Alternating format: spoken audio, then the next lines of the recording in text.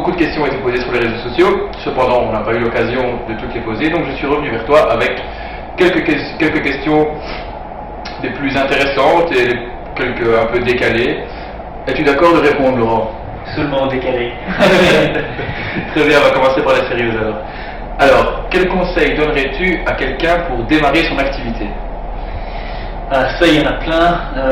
La première chose, c'est déjà de voir si son business model tient la route, s'il est passionné par ce qu'il veut faire. Et après, trouver des fonds, forcément. Donc là, il y a plein de choses. Heureusement, ici en région Wallonne, il y a plein de choses qui sont utilisables. Il y a par exemple la maison d'entreprise ici à Mons qui permet d'analyser son business model, de voir un petit peu ce qui se passe. Il y a les startup week-end, il y a plein de trucs pour un petit peu challenger son idée. Un jeune qui se destine au gaming, quelle formation lui conseillerais-tu? Ça dépend un petit peu du métier qu'il veut exercer dans le gaming. Donc il y a game designer, programmeur, artiste, community manager, ce genre de choses. Pour tout ce qui est game design, il n'y a pas énormément de choix. Il y a Sup Info Game à Valenciennes, qui est pour nous en tout cas une des meilleures écoles dans le coin. Il n'y en a pas 50 000 non plus. Et alors pour tout ce qui est développement, on a Courtrai, donc OS à Courtrai, qui est une très bonne école, et il y a Hubert Jacquard à Namur qui a un bon cursus. Et depuis quelques temps, je pense qu'il y a la Lugus Academy à Bruxelles, ainsi que quelques écoles spécialisées qui font ça. D'accord, merci. Et que penses-tu des formations gaming données chez Technocité par exemple? Ah, c'est super, vu qu'on en donne une grande partie, je dis pas tout. Non, c'est une très bonne chose pour, en tout cas, les formations que nous on donne, c'est vraiment une découverte de tous les différents métiers.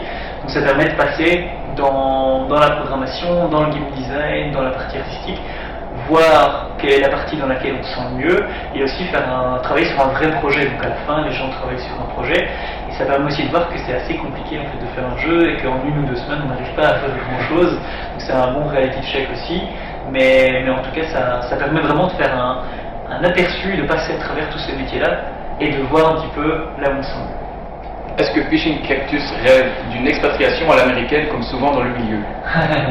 Mais on a notre LLC aux États-Unis, on a créé notre boîte ici fin 2013, principalement pour le Kickstarter, donc pour pouvoir lever des fonds là-bas. On n'en est pas là à ce moment, on n'est pas en train de se dire mais tiens, on va aller créer une boîte de 30 personnes aux États-Unis, mais en tout cas, je sais qu'il y a en tout cas un intérêt. On travaille beaucoup avec les États-Unis à l'heure actuelle. Il y a un intérêt à se poser la question de tiens, d'ici quelques années, pourquoi pas? De toute façon, on ne va pas devenir une boîte de 300 ici en Belgique, ça n'a pas de sens au niveau de la pression fiscale, au niveau de plein de choses, mais effectivement, avoir un pied là-dedans, au niveau des contacts, au niveau du potentiel, de relations qu'on pourrait avoir, ça a beaucoup de sens, mais ça ne va pas se faire en 6 mois. Quoi. Quel est ton jeu préféré? Et les Monkey Island, forcément, quand j'étais plus jeune, c'est des heures. Je crois que c'est le seul jeu, on n'avait pas encore internet, c'est le seul jeu sur lequel je suis resté bloqué 6 mois. Et après j'ai joué beaucoup avec mon frère, on a joué à Final Fantasy aussi, on a joué pas mal de temps. Mais c'est souvent des jeux auxquels on jouait en famille ou à plusieurs qui m'ont le plus marqué. Tu préfères Android ou iOS? J'ai les deux. J'ai un téléphone iPhone et j'ai une tablette Android. C'est bien parce que ça me permet de garder un pied sur les deux mondes.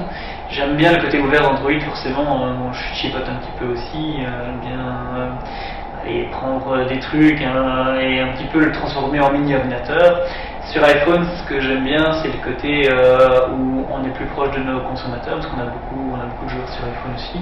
Donc ça me permet, moi, de voir un peu ce qui sort et de comparer avec tout ça. En tout cas, je pense que c'est bien d'avoir les deux, mais je pense que dans le futur, je prendrai aussi un téléphone Android. Et une dernière question, quel est ton record à part le chien? Oh là là, en tout cas moins que les gens qui avaient trouvé le fameux truc pour avancer. Non, j'avais pas un mauvais score, j'avais quelques bons boosts, je sais pas, je me souviens même plus au niveau des scores, mais je devais être dans peut-être les 30 000 meilleurs, quelque chose comme ça, ce qui est pas génial, hein, mais il y a des gens qui passaient leur journée dessus, mais non, c'était assez marrant, mais voilà, on est passé à autre chose depuis, donc Laurent, merci de nous avoir reçus et à très bientôt. À bientôt. Voilà.